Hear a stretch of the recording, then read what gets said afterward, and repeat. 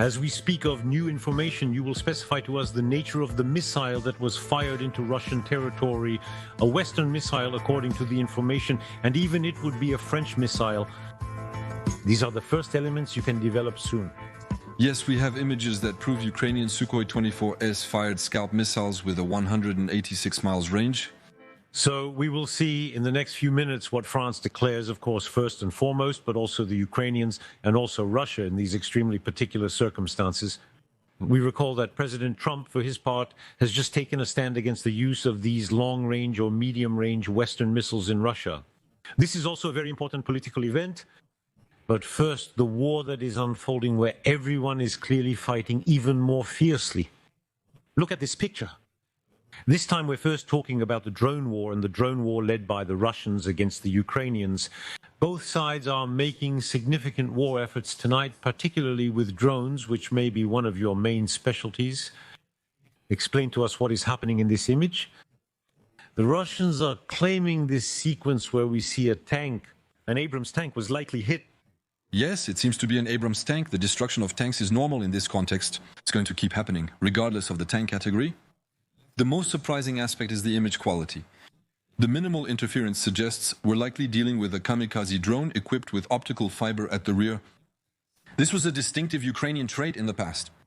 The Russians copied them, and the Russians developed the mass. That is to say, they really have a large quantity of it. This means that even if we have interference against the remote controls, we can still have a drone that will go to the impact, to the target. And so it has great effectiveness. War accelerates everything. These drones with optical fiber allow avoiding jammers. Clearly explain what it is, as the information we're receiving from both Ukrainian and Russian sources seems to be exaggerating the issue. Of course. So on the back of the drone, you have a kind of coil that will unwind, that will go 3, 4, 5 kilometers. Jérôme Beauclerc, a Frenchman, had already proposed this system to the French army. At the time, they said it wasn't very relevant to him. He proved it in Ukraine because this Frenchman was involved there to offer this service to the Ukrainians who used it first. So there is a thread. There really is a physical thread. It's not just a wave. There really is a thread. There is a thread that will go 3.1 miles on kamikaze drones and up to 31 miles on bomber drones, also used by Ukrainians. That, however, remains specific to Ukraine. The Russians and Ukrainians have it for the kamikaze drone at 3 kilometers. And we really have this cable that connects us. The drone pilot, he's going to be buried, he's going to be hidden. Like this, he doesn't even need to go outside with his remote control anymore. He is confident that by doing this, he won't be caught. He doesn't emit any waves, so he doesn't have to receive any shells on his side. And his drone will go necessarily to the impact. What you describe is fascinating because we were stuck with remote control toys where there is indeed a wire, but here it's a fiber, I imagine, extremely thin. Yes, it's really a wire for fishing, and it doesn't get tangled because it allows to... Obviously, we can't just turn around here. We really need to go in a straight line. Go straight and your line will land on trees, power lines, and other obstacles. And from the moment you continue straight ahead, it's inevitably going to go there. But if you have to turn around, obviously there your thread is going to break. Look at this other sequence. This time we are in the Kharkiv region. We constantly move from camp to camp. Here, it's the Russian war effort. In tonight's interview, Volodymyr Zelensky discusses the Russian advances and the means to counter them from his perspective. What do we see in this second sequence? Here we are more on a... The video shows a small kamikaze drone with low-quality imagery. It appears to be a remotely piloted weapon, similar to others seen, but the video feed cuts out upon impact. I struggle to identify the specific Ukrainian vehicle targeted by this Russian drone, but we see many similar images daily, with 4 or 5 times more showing the destruction of Russian equipment compared to Ukrainian equipment. It appears to be a light vehicle, likely a type of BTR of... It's complicated to define, but there we see the propellers spinning before us. The camera is positioned behind the propellers in a system that seemingly lacks a switch. In contrast, other systems detonate upon contact. Impact with the shock. If we zoom out, as they say, on the scale of this war, of this immense front, it's a front of 1,000 kilometers. It seems like the drone is changing the fate of both sides of the power balance. The drone represents between 2/3 and 3/4 of the proven material losses for both sides.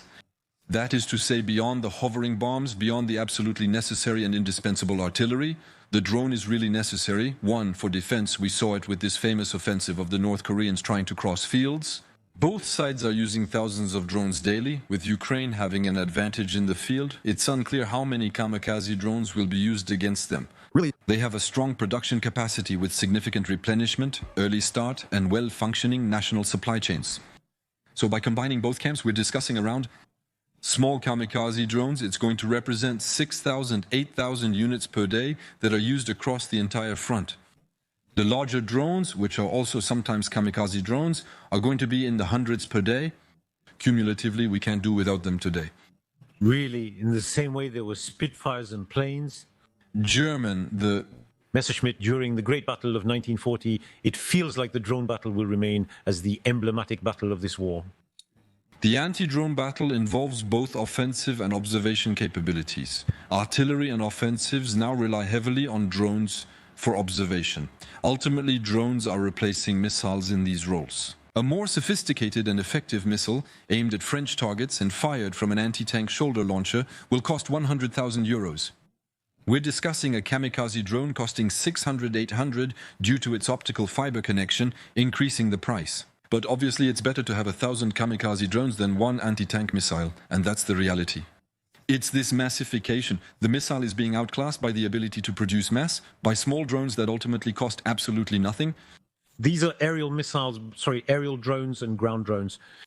Look at these two images, these two drones, the dispatch drone and the Karakol drone.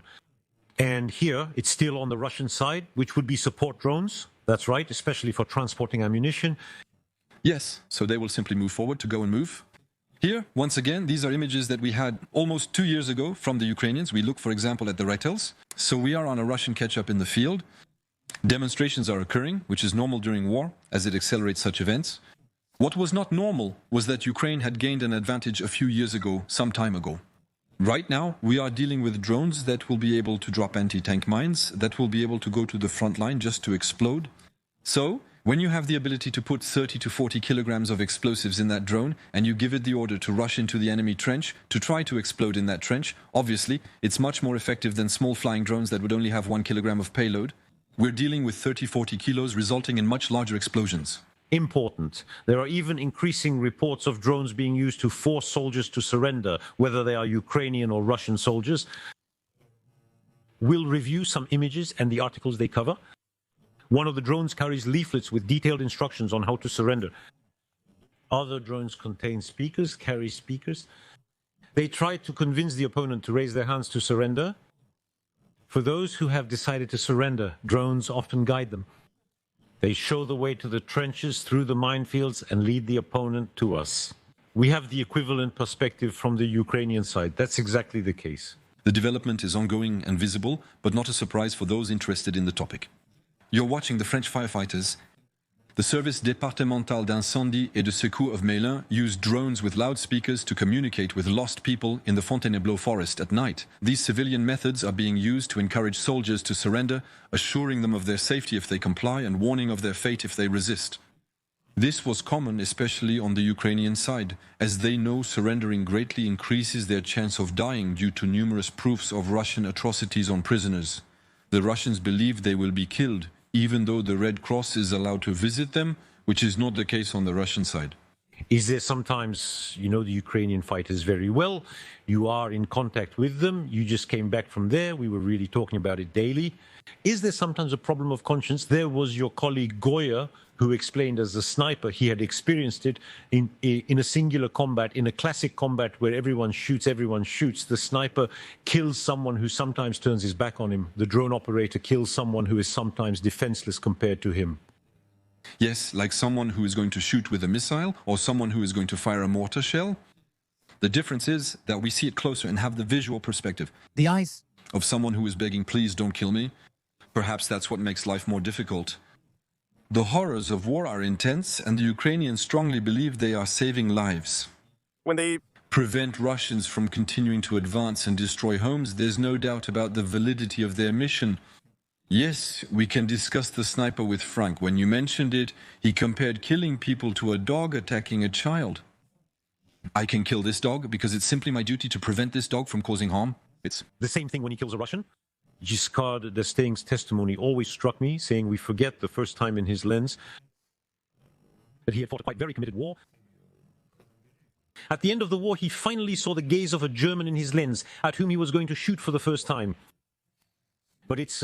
We must not forget that between 1,300 and 1,500 men fall every day in this war. The one who kills them sees this harsh reality firsthand.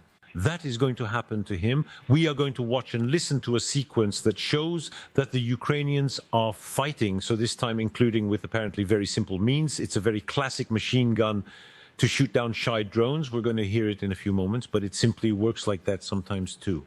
There is a lot of varieties of drones, in fact, that are used, aerial drones, which are used to destroy Russian drones. Simply by deliberate aerial collisions since the month of July, we can prove 700 collisions carried out by the Ukrainians to deliberately destroy flying Russian drones. The drones are gigantic and they're attempting to innovate by making them reusable. Even at a cost of $500 to $1,000 per drone, they might as well equip them with machine guns. The Queen Hornet drone is the first one they equipped with machine guns. These drones are now used to target other drones, not just attack trenches. Watch the following sequence that illustrates this.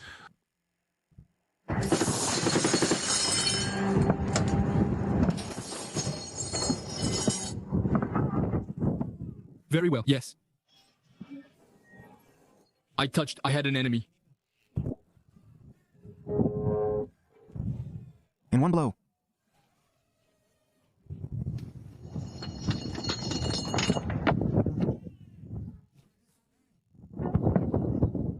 There you go, then!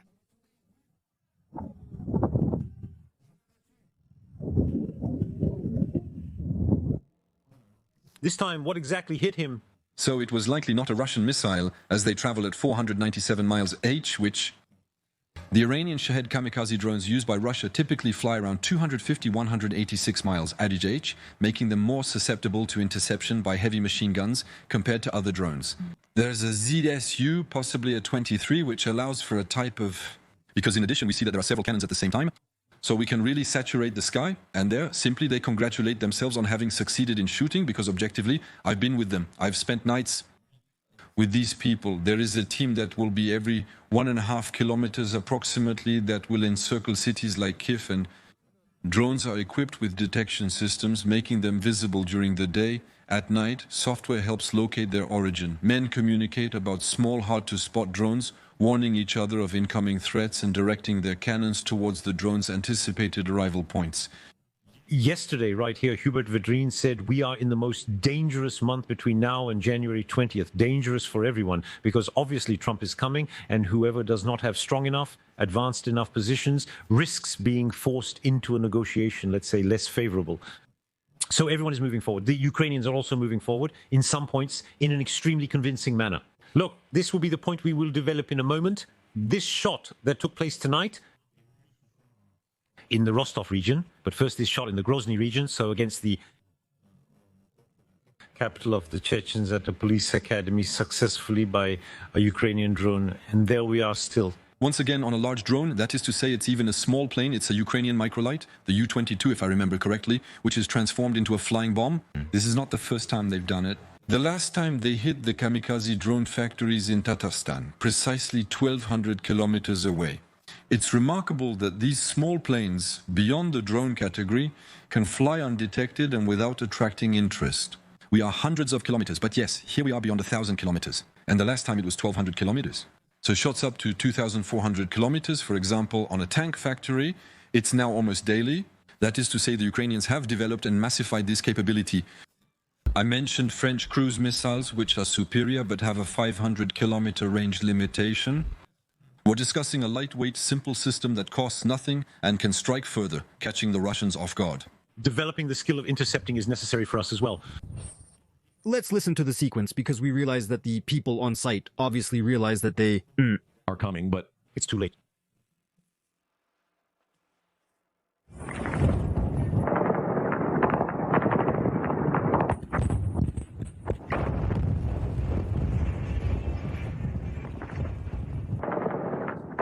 It's fascinating, people who film the hidden thing.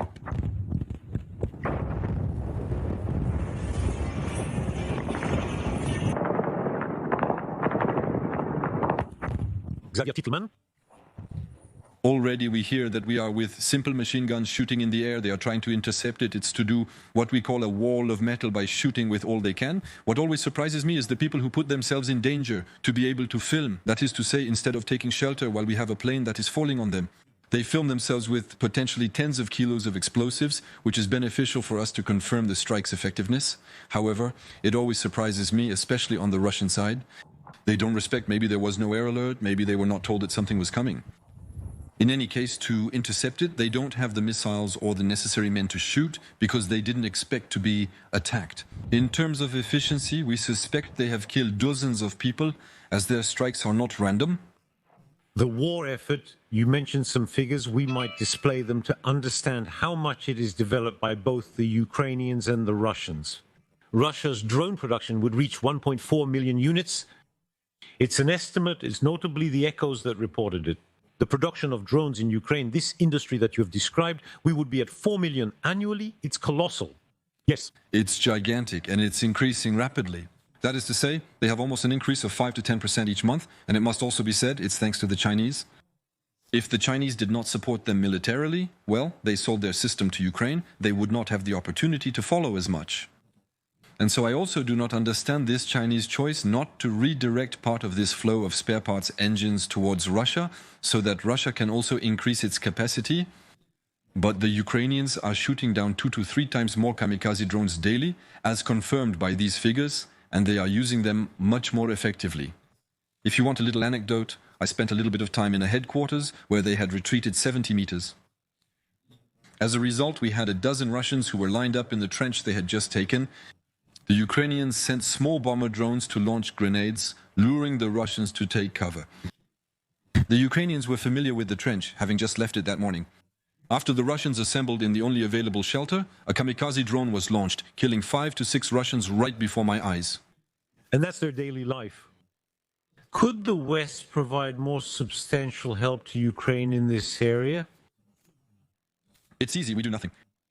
Yes, we have done enough by giving 100 drones from the Dolair company that can destroy light pickups. It's a relatively limited contribution, so I say we do nothing more. Confronting a nation with the capacity to manufacture 4,000 to 5,000 daily, which is the true scale, we can undoubtedly achieve far more. 1, to aid Ukrainians, and 2, to be prepared. I recently visited Poland and Estonia, and I was struck by how much these countries are preparing for a potential war with Russia in the near future. The inability to produce more drones to help Ukrainians today also means we won't be able to produce many in the future. More tomorrow for ourselves. This sequence, again, even more concentrated, even more impressive, because we see what a swarm of drones, a squadron of drones, where there may soon be set battles of drones.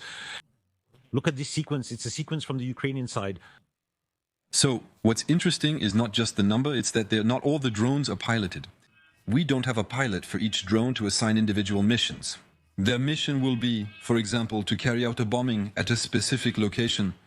And if one of these drones was intercepted, or if it underwent electronic warfare and was jammed, the others will bypass that area. That is, there is a real intelligence of the drone to be able to interact with each other and make decisions without a human telling them, because they are 10, maybe these 10 drones, that there will only be 5 who will be able to go do the bombing at the planned location, but they know how to do it autonomously. And that's the real novelty. That's the first time we really hear about the implementation of drones and autonomous designs with intelligence. Onboard artificial intelligence. Is this also a way to continue the war, whatever the circumstances? We will see in a few moments the quite astonishing statements of President Zelensky, who goes very far today in the idea of negotiation, while it seems for many Ukrainians unacceptable, obviously, to negotiate with Russia. And if the front had to be frozen, we think that drones, it's a way to bypass all the limits.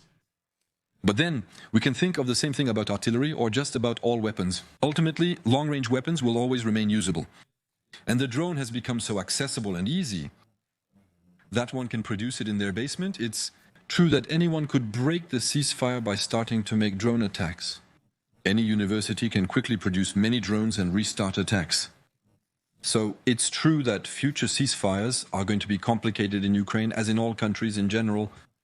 But Zelensky's desire today to simply negotiate, it's not a novelty.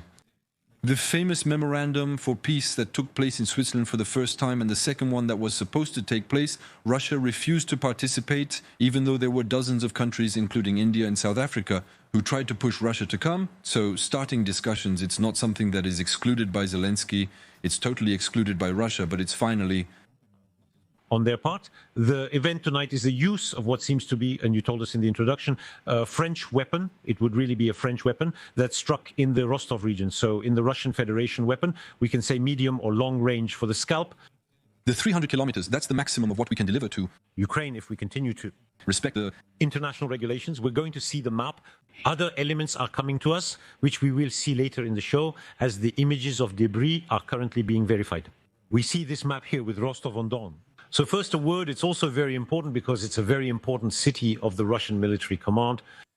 This is where Russia manages the entire Ukrainian front.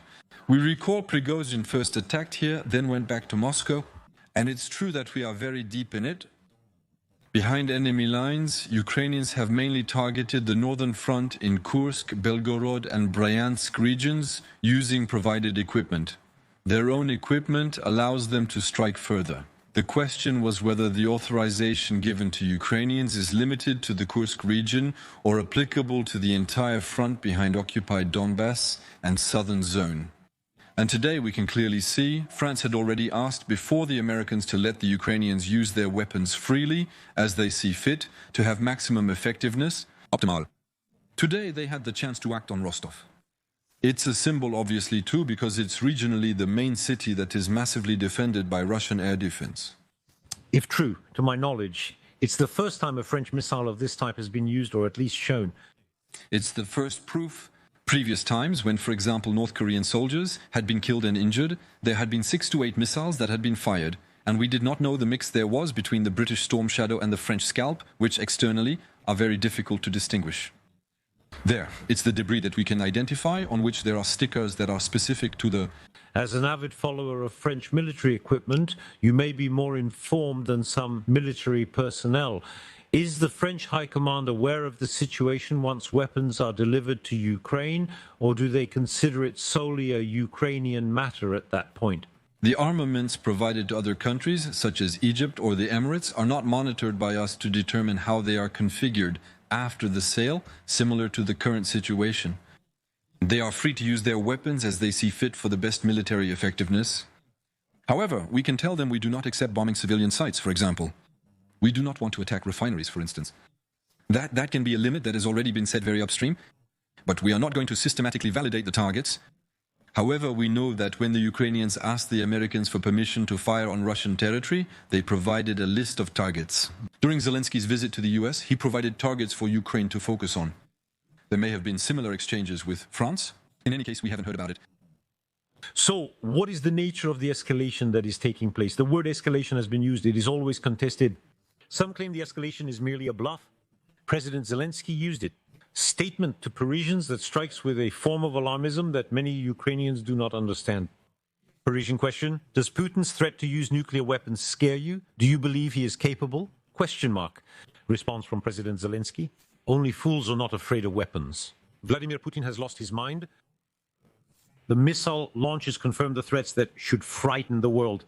Are we talking about nuclear war? Question mark. How do you explain, in your opinion, that all of a sudden President Zelensky, in this interview, it was taken yesterday, takes this step of considering that there is a danger, including nuclear, from Russia? As long as there are increasingly intense official threats from Russia against Ukraine, obviously he can only relay and acknowledge them. In my opinion, the act of doing it remains excluded. If this were to happen, Russia would isolate itself from other nations, including China. That means that the United States, if they keep their word, they come to Ukrainian territory to destroy the entire Russian army engaged in Ukraine. China is pressuring on one side, while the United States threatens military intervention on the other, leaving Russia with no interest in the matter. We must ask ourselves this military question. Using a nuclear weapon on the front is different from Napoleonic armies, where 400,000 men gathered in 2 valleys. A few hundred men at the front will certainly die, but there are organized lines of troops behind them. And the interest of a nuclear weapon in a configuration of front lines that are completely frozen today, which hardly move, it's not really militarily interesting. We should be afraid because Putin's intentions are uncertain, but a military threat is not credible today. Isn't saying Putin has lost his mind and his threats should scare the world, as Zelensky does, serving Putin's propaganda. You're the first to say there's no need to be afraid and no risk he'll use nuclear weapons. I don't think he... The nuclear weapon claim serves both Russian threats and Ukrainian propaganda. Ukraine needs to understand that Russia is capable of escalating if Ukraine ever collapses. Supporting Ukraine is crucial to prevent its collapse and stop Russia from deploying its weapons. So simply today's fierce Ukrainian resistance, if it were better supported, would prevent us from moving to a third world war and the use of weapons by Russia. So I think both sides, yes, they use a bit of Russian propaganda for their own propaganda, which is to have more material, with the obvious risk that some say we need to negotiate, while many Ukrainians say it is strictly excluded. From the moment Zelensky wants to negotiate, which he has been saying for some time, we must follow him. Some hardliners and soldiers who earn better salaries now, especially those in artillery who face less risk than frontline troops, do not want to negotiate. You're talking about Ukrainian soldiers. Not everyone is in favor, some because they are frank nationalists, others because they find their economic account in this war and that it can last. In my view, if Zelensky chooses to negotiate, most Ukrainians will support him. He will hold a referendum, he will win it, and if, fortunately, Russia agreed to negotiate, agreed to a ceasefire... I think that all the President Zelensky said on air that there is no question of negotiating with what he called Nazi Russia as long as Putin's regime remains in power. This marks a change in his position. It's a return to reality. So there is a ban on negotiating with Putin as a person. It's constitutional. There is no ban on negotiating with Russia as a state, though Putin as an individual is a separate matter.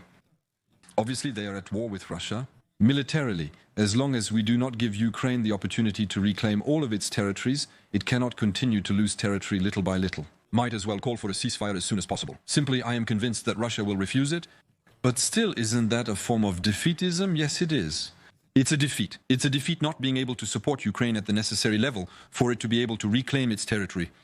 We have missed all the opportunities given to us to provide them with the necessary equipment. We waited 2.5 years before giving them fighter planes. We waited 1.5 years before giving them melee weapons, and they succeeded. The Ukrainians argue that Russia's economy is very weak and the regime could collapse on its own. You suggest there is a sense of defeatism in negotiating with Russia now, as if giving in too soon. So giving in and not waiting to militarily reconquer his territory does not mean that diplomatically he will not be upset to recover it. When I visited Ukraine in October, he told me that East Germany had returned to West Germany after 50 years. Yes, but 50. There's a moment, it's 50 years of defeat, generations living under an iron regime, of course, but let's give them the equipment to reclaim their territory tomorrow, at that moment.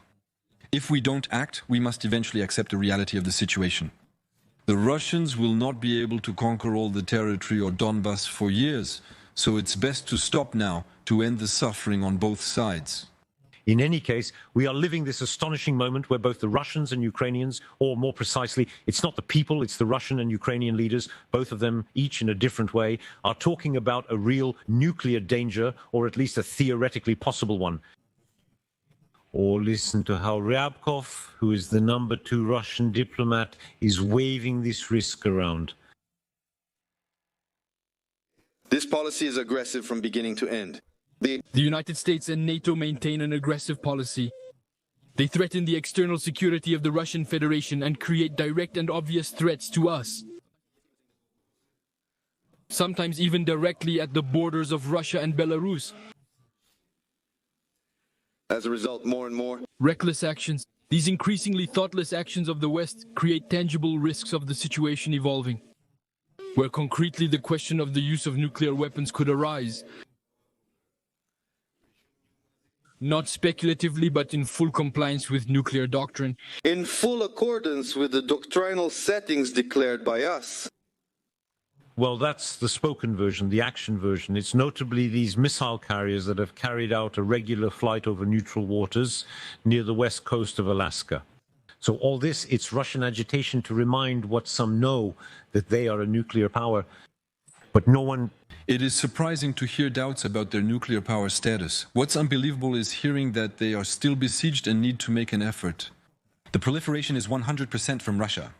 New weapons like nuclear torpedoes to create radioactive tsunamis under New York, long-range nuclear-powered missiles like the Burevestnik were announced in 2018. Meanwhile, the Americans had refused to update their weapons to avoid escalating tensions. They violate international treaties by making missiles that exceed 310.689 miles, precisely the ones used in the Reknik, under 310.689 miles.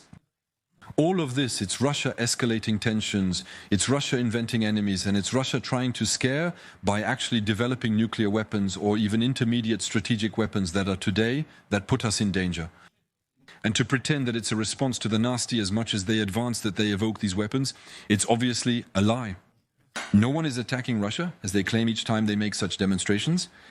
How far does Russia want to go? Joining us on this platform is Michel Elchaninov. Please stay philosopher, journalist, essayist, I beg of you. Mr. Elchaninov, editor-in-chief of Philosophy magazine. You know Russia very well and wrote a significant book on Putin. The logic of war. Yesterday on our set, Colosimo said that Vladimir Putin, like the Soviet leaders, are in a logic of war. In essence, war is part of their deoxyribonucleic acid. Vladimir Putin came to power through the war in Chechnya, the second Chechen war that he largely provoked. He continued with the war in 2008 to start testing Western resistances. We remember what happened in Syria in 2013 with chemical weapons. So indeed, Vladimir Putin, he's someone, and I've studied his speeches carefully, he's someone who only quotes thinkers, philosophers, writers. He does it abundantly, who advocate for war. That is to say, he's a leader who feels at the head of a country that we have wanted for centuries. He says to dismantle, stunt, divide.